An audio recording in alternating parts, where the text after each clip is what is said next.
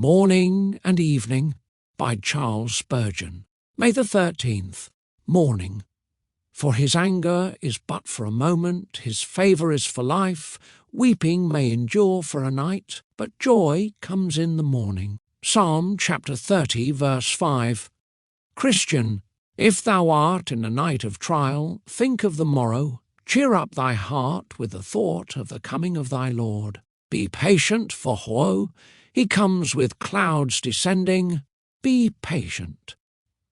The husbandman waits until he reaps his harvest. Be patient, for you know who has said, "One, behold, I come quickly, and my reward is with me, to give to every man according as his work shall be." If you are never so wretched now, remember, a few more rolling suns at most will land thee on fair Canaan's coast. Thy head may be crowned with thorny troubles now, but it shall wear a starry crown ere long. Thy hand may be filled with cares, it shall sweep the strings of the harp of heaven soon. Thy garments may be soiled with dust now, they shall be white by and by. Wait a little longer. Ah, how despicable our troubles and trials will seem when we look back upon them. Looking at them here in the prospect, they seem immense. But when we get to heaven, we shall then, with transporting joys, recount the labours of our feet. Our trials will then seem light and momentary afflictions.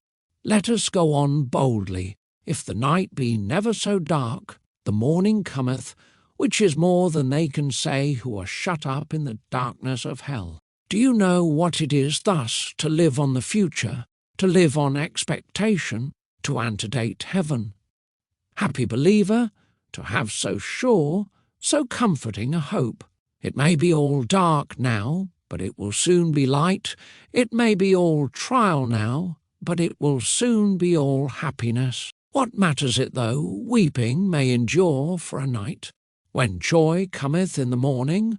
May the 13th, Evening. You are my portion, O Lord.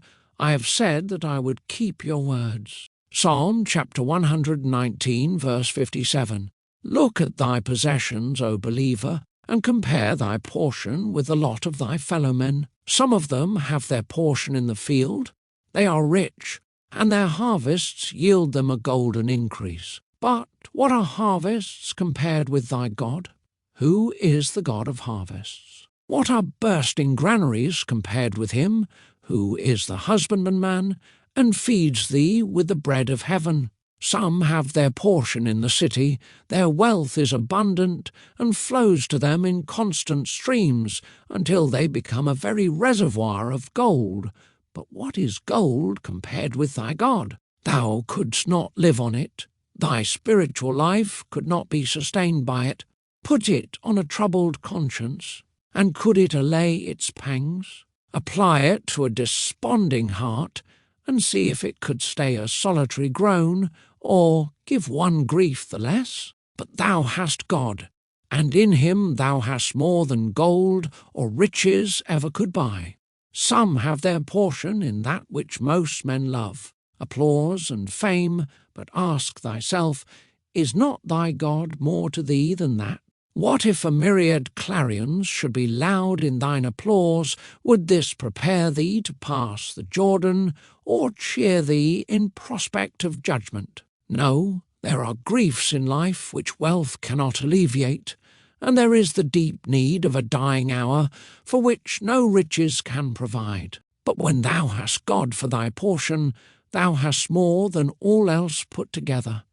In him every want is met, whether in life or in death. With God for thy portion, thou art rich indeed, for he will supply thy need, comfort thy heart, assuage thy grief, guide thy steps, be with thee in the dark valley, and then take thee home, to enjoy him as thy portion forever. And I have enough, said Esau.